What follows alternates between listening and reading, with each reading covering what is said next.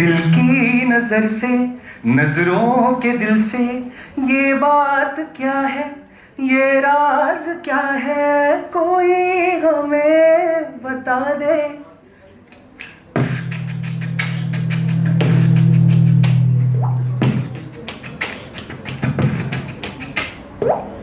ये अभी आपने जो सुना है, ये सुन के आपके कौन से इमोशंस ट्रिगर हुए? जो मेरे जैसे 90s किड्स है उनके लिए नॉस्टैल्जिया हिट हो सकता है। जो जेनजीज है, हो सकता है अब तक इसका कोई रीमिक्स ना आने के कारण ये अभी तक आपने सुना नहीं होगा, या फिर आगे चल के मैं खुद ही इसका जब रीमिक्स बना दूंगा तब आप सुनोगे। पर आज सुनकर आपको मैं बता सकता हूं कि आप में से किसी को इसकी मेलोडी पसंद आई होगी, किसी को इसके लिरिक्स पसंद आए होंगे, लेकिन मैंने अभी ये गाना जो गुनगुनाया वो आपके सामने, तो अब ये आपके भी सबकॉन्शियस का हिस्सा बन चुका है। वैसे ही जैसे मेरे बचपन में हर सुबह मेरे घर पे रेडियो या कैसेट टेप रिकॉर्डर पे कभी पुराने हिंदी फिल्मी गाने जैसे मैंने स्टार्टिंग में गाए, कभी पुराने मराठी गाने जैसे यागोदरिया सदरिया सदरिया सदरा मोठा कवा पाण्या तुनी उठतन डोंगर लाटा लाटा लाटा लाटा यागो बिछुडा को वारे वारे आमारे तुम्ही कद कोन्या तुम्ही जो खेरो भाषा के भाषा वेशा देखो तुम्ही मी डोलकर दर्याचा राजा। कभी ऐसे मराठी नाट्य संगीत बजता था, असुनी खास मालक घरचा, असुनी खास मालक घरचा, असुनी खास मालक घरचा, म्हणती चोर त्याला परवशता, पाश दैवेच्या गळा लागला। ऐसे सभी प्रकार का म्यूजिक, जैसे फोक म्यूजिक हो, मराठी फोक, बंगाली फोक, गुजराती फोक, सभी टाइप का म्यूजिक बजता था। तब मुझे पता नहीं था कि सबकॉन्शियसली म्यूजिक मेरे न्यूरॉन्स का हिस्सा बन रहा है। पर आज जब मैं आपके सामने खड़ा हूं तब समझ आता है कि आई थिंक ये जो मेरी लाइफ है वो अभिनय, थिएटर, फिल्म्स, एक्टिंग, स्टोरीज, इन सब के न्यूरॉन्स से बुनी गई है। नमस्कार, मेरा नाम आशीष गाड़े है। मैं प्रोफेशनली एक actor, dubbing, voice over artist हूँ, बट उसी के साथ सोशल मीडिया के थ्रू मैं content creator, singer, music director, producer, musician और आजकल तो रिमिक्सर, डीजे भी बन चुका हूँ। सो कंटेंट क्रिएशन की वजह से बना हुआ एक वीडियो एडिटर भी हूँ। आज इंस्टाग्राम पर 1,30,000 लोग मेरे साथ जुड़े हुए और यूट्यूब पर 1,90,000 लोग मेरे साथ जुड़े हुए, जहां मैं interesting mashups, piano, guitar tutorials और एंटरटेनिंग कंटेंट के जरिए मेरा जो पैशन है म्यूजिक, वो दुनिया के सामने रख के उसको मैं लोगों से कनेक्ट करने की कोशिश करते रहता हूँ। फॉर लास्ट 15 to 18 ईयर्स मैं प्रोफेशनली एक्टिंग कर रहा था, पर आज यहाँ मैं आपके सामने एक्टिंग के जर्नी के बारे में नहीं, तो मेरा जो हॉबी, मेरी जो पैशन और ये सब प्रोफेशन भी बना हुआ है म्यूजिक, उस जर्नी के बारे में बातचीत करना चाहूंगा। मेरी आज तक की ये सेल्फ टॉट म्यूजिक की जर्नी भी एक नैरेटिव है जो मैं आपके सामने रखना चाहूंगा। तो बचपन से शुरुआत करते हैं। मेरा बचपन बहुत ही कमाल गुजरा है, क्योंकि मेरे बचपन में इंटरनेट, सोशल मीडिया, रील्स नहीं थे।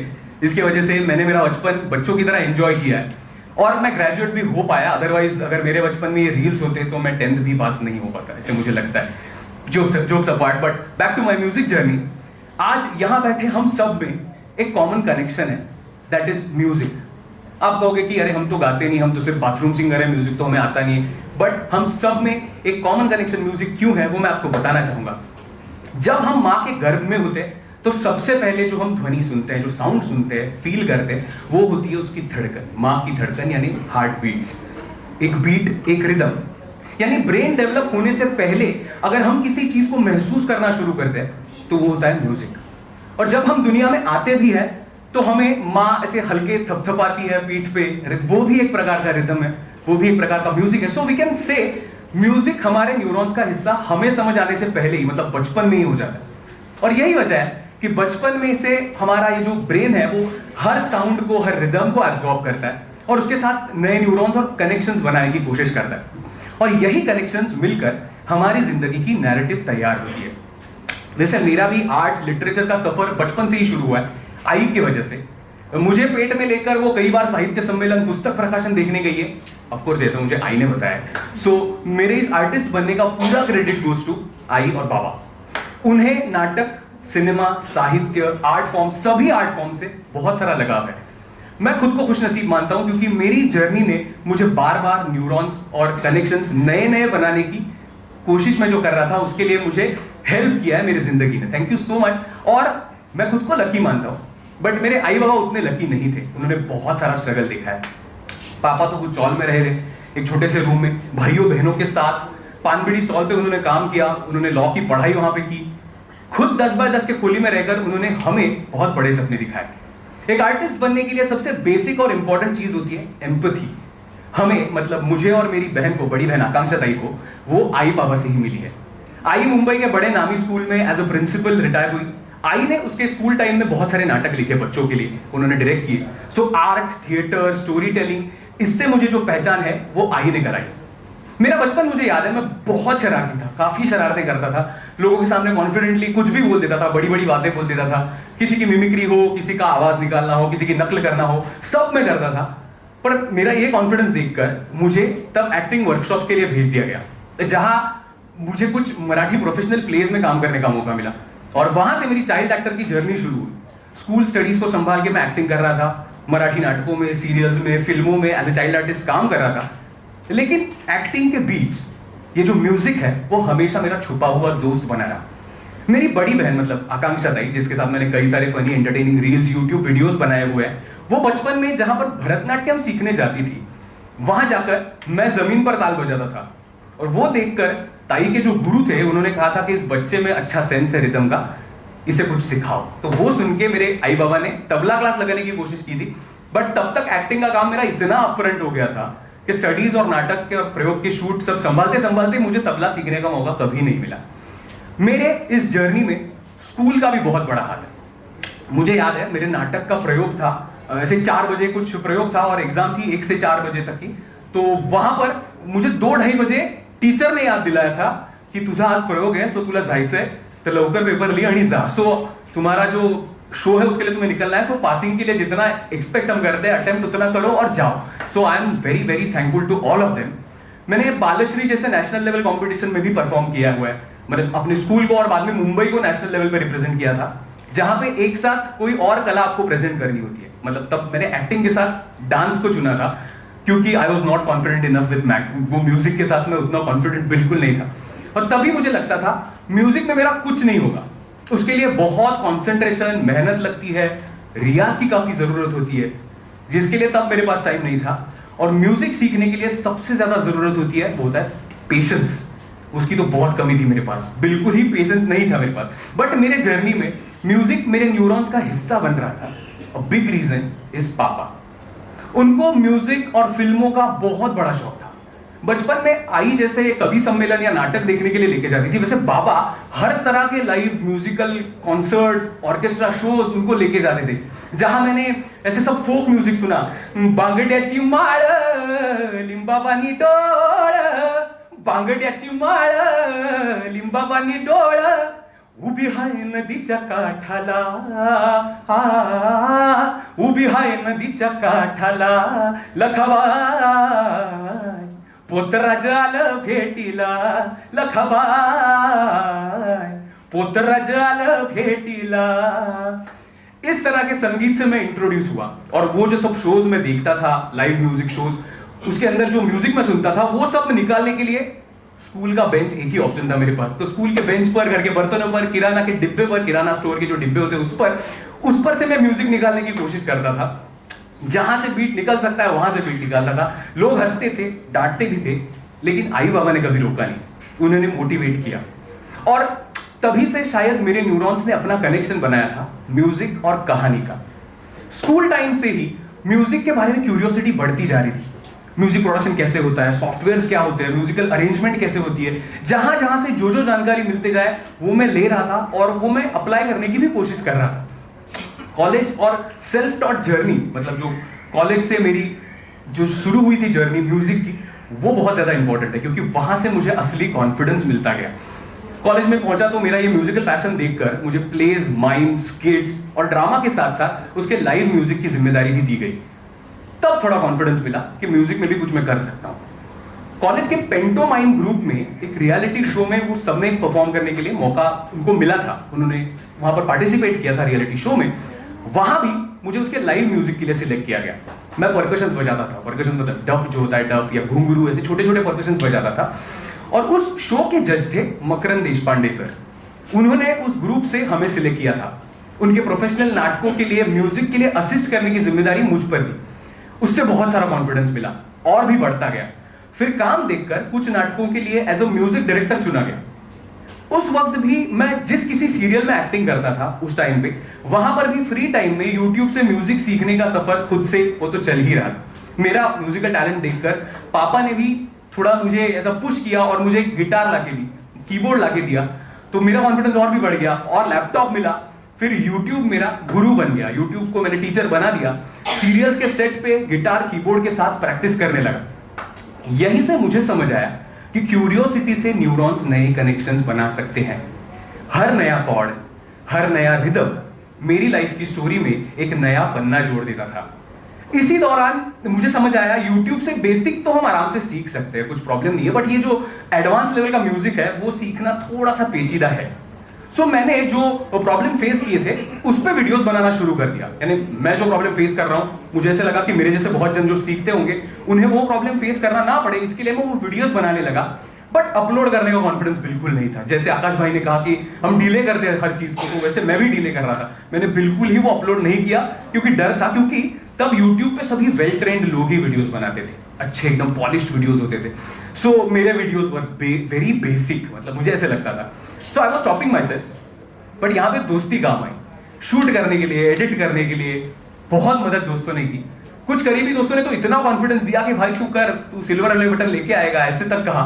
फिर मुझे कॉन्फिडेंस मिला, मैंने वो कॉन्फिडेंस इकट्ठा करके वीडियो अपलोड कर दिया और लोगों को भी मेरा ये सिंपल करके सिखाना जो था वो पसंद आने लगा, अच्छा लगने लगा। फिर मैंने सोशल मीडिया को सीरियसली लेना शुरू किया।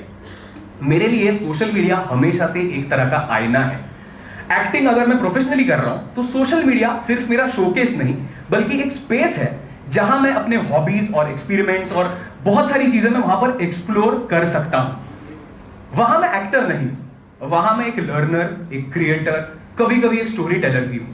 सो इसी कारण सभी सोशल मीडिया प्लेटफॉर्म्स को मैं यूज करना शुरू कर रहा था। टिकटॉक को भी मैंने यूज किया था। टिकटॉक पे मैं मराठी में कंटेंट बनाता था जहां पे बहुत बढ़िया सपोर्ट मिला। मतलब अब तक के सोशल मीडिया जर्नी में सबसे ज्यादा अगर एंगेजमेंट कहां पे थी तो मुझे वो टिकटॉक पे मिली थी, क्योंकि वहां पर मैं आकाश भाई जैसे ही वीडियोस बनाता था वो वाले। बट वहां पर 100 के बहुत जल्दी हो गए। फिर लॉकडाउन आया और मेरा सब कुछ थम गया। मतलब बाकी काम थम गए जो प्रोफेशनली चल रहे थे, बट यूट्यूब मेरे साथ था। तो उसके लिए मैं बहुत सारा पॉजिटिव था यूट्यूब की वजह से। जो अपलोड कर रहा था वीडियो उससे मुझे पॉजिटिविटी मिल रही थी, लोगों से कमेंट आ रहे थे उससे पॉजिटिविटी मिल रही थी। सो वहां पर मैं कभी मोबाइल पियानो ट्यूटोरियल्स, कभी फुल ऑर्केस्ट्रा ऑन मोबाइल, कभी फनी एक्सपेरिमेंट्स, कभी मैशअप्स, ऐसे खुद गाकर वीडियोस बनाता था। हर दिन एक नया आइडिया, हर दिन एक नया वीडियो। ये था मेरा लॉकडाउन। पर वहां पर ही मेरे 1 लाख सब्सक्राइबर्स पूरे हुए। यूट्यूब से म्यूजिक प्रोडक्शन की छोटी छोटी चीजें, ऐसे बारीकियां सीखने में जो मजा आता था ना, वो कुछ अलग ही था। वही एक नया आइडिया मुझे मिला। मैं कंटेंट में ऐसे चेंज करता गया कि वहां पर मुझे गूगल ट्रांसलेट से गाने गवाने का एक अलग ही आइडिया मिल चुका था। सो गूगल ट्रांसलेट के एक एक शब्द को बुलवा के मैं सिंगिंग के वीडियोस बनाता था। तब तक एआई उतना डेवलप हुआ नहीं था कि डायरेक्ट गूगल पूरा गाना गा दे, वैसे नहीं था। तो मैं एक एक ट्रांसलेट के शब्द उठा के उसको पिच अप पिच डाउन करके पूरा गाना बनाता था। उस आइडिया से 1.5 लाख सब्सक्राइबर्स तक पहुंचा था। It was like neurons firing with creativity. वहां टिकटॉक पर भी रीच, फॉलोअर्स, एंगेजमेंट सब कुछ बढ़ रहा था। पर अचानक एक दिन टिकटॉक पिक्चर से आउट हो गया। जहां सबसे ज्यादा रीच मिल रहा था, सबसे ज्यादा वहां पर फॉलोअर्स बढ़ रहे थे, यूट्यूब को भी हेल्प हो रही थी, वहां पर वही बंद हो गया। बहुत ही बुरा लगा था। बट तब इस सोशल मीडिया के डाइसी नेचर को मैंने पहली बार महसूस किया, देखा, और एक लाइफ लॉन्ग सबक मिला मुझे डिटैचमेंट का। जिस टिकटॉक के साथ मैं इतना अटैच हो गया था, वहां से मुझे सबक मिला। तभी कोशिश जारी थी। एक्टिंग प्रोफेशनली चल ही रही थी, ओटीटी का जमाना आ चुका था, तो ओटीटी पे भी कुछ वेब सीरीज में मैंने काम किया था। पर म्यूजिक जो अभी छुपा हुआ दोस्त था, सिर्फ पैशन था, उसे अब मैं म्यूजिकल कवर्स, मैशअप खुद गाकर YouTube, Instagram videos through social media पे लोगों के सामने रख रहा था। म्यूजिक भी अब प्रोफेशन बन रहा था। Change is the only constant के दिमाग में रख के मैंने कंटेंट में चेंजेस किए, बहुत सारे चेंजेस। जैसे आपको मैंने बताया गूगल ट्रांसलेट से गाना गवाता था, उसके पहले मैं खुद गाता था। ऐसे अलग अलग चेंजेस करता गया, ट्राई करता गया। जो मैशअप्स पहले दिमाग में आते थे वो अब एआई के चलते मैं एआई के यूज से ओरिजिनल गानों को एक साथ मिक्स करने की कोशिश करने लगा। जहां मैं टेक्नोलॉजी का यूज करके ऑडियंस के हर ट्रेंड के साथ बदलते हुए साइकोलॉजी को जानकर वैसे चेंजेस करता गया, कंटेंट बनाने की कोशिश करता गया।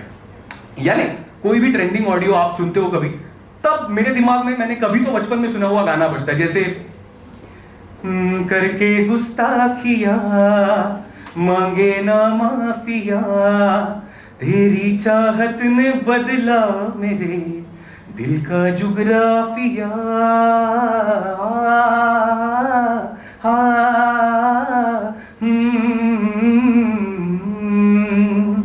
दिल की नजर से, नजरों के दिल से, ये बात क्या है, ये राज क्या है, कोई हमें बता दे। ऐसे टाइप के मैं मैशअप्स जो खुद गाकर पहले बनाता था, वो अभी डायरेक्टली मैं ओरिजिनल गानों को मिक्स करने लगा था एआई के चलते। ऐसे किसी सिमिलर गाने के बारे में सोचता हूं जो ऑडियंस को नॉस्टैल्जिया हिट कराए, जो ऑडियंस में वेरियस मूड इंस्टिगेट करे। सो आई कैन से मेरे इस क्रिएटिविटी को एआई आसान कर रहा था। सो बचपन में मेरे सबकॉन्शियस का हिस्सा बनी हुई कुछ चीजें वो आज एआई के साथ मेल खाकर मैं इजीली मिक्स कर पा रहा था। बट यहां एक बड़ा सवाल उठता है, क्या एआई इंसानी क्रिएटिविटी को रिप्लेस कर सकता है?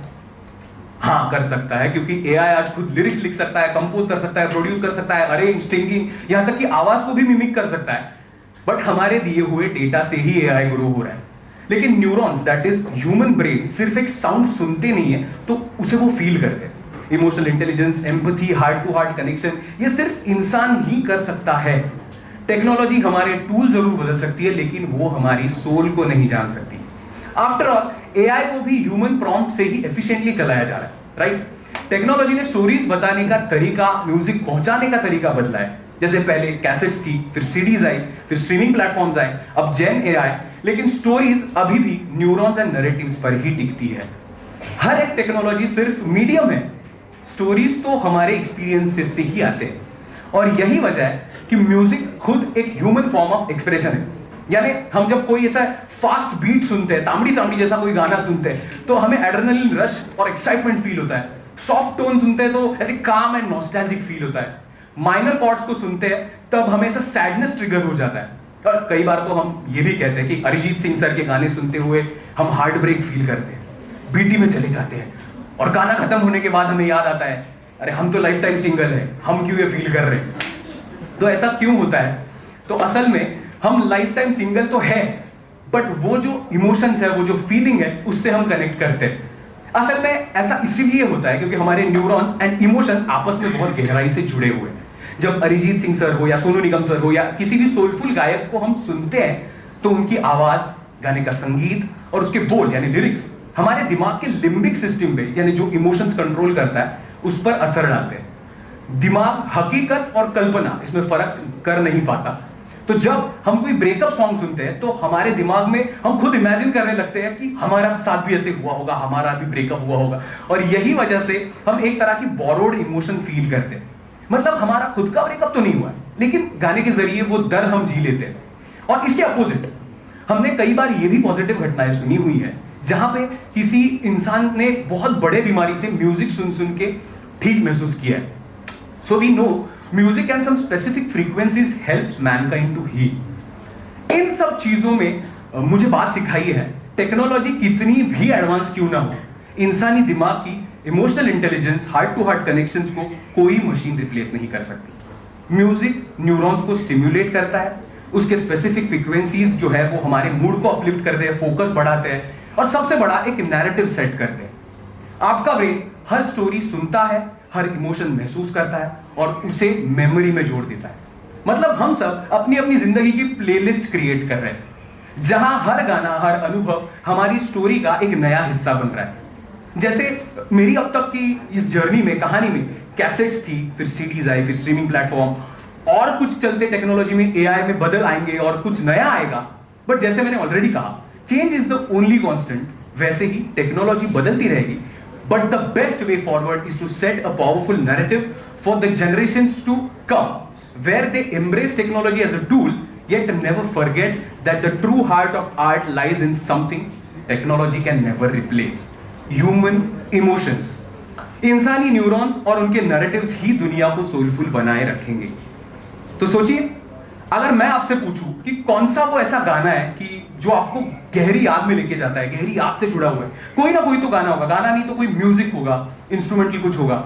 जैसे मेरे लिए दरिरा दरिरा दरदारा दरिरा रिरा रिरा धीरे रा दरी रा दरा दारा दरी रा रा री रा रा री रा दे रे रा री रा री रा री दरा दरा दारा दरे रा दरा दारा दरा रा धीरे रा। ये मेरे लिए मेरा एक इमोशनल कनेक्ट करने वाला म्यूजिक है, एक गाना है। वैसे ही आपके लिए भी कुछ ना कुछ तो हो सकता है। आगे चल के आप ये धुन को अगर कभी सुनोगे तो आपको शायद आज का दिन याद आ जाएगा। यही है न्यूरॉन्स एंड नैरेटिव्स का जादू। तो बस अपनी कहानी खुद लिखो, अपना नैरेटिव खुद सेट करो, उसे जियो, और हाँ, अपनी जिंदगी की प्लेलिस्ट हमेशा खुद कंपोज करो। Thank you.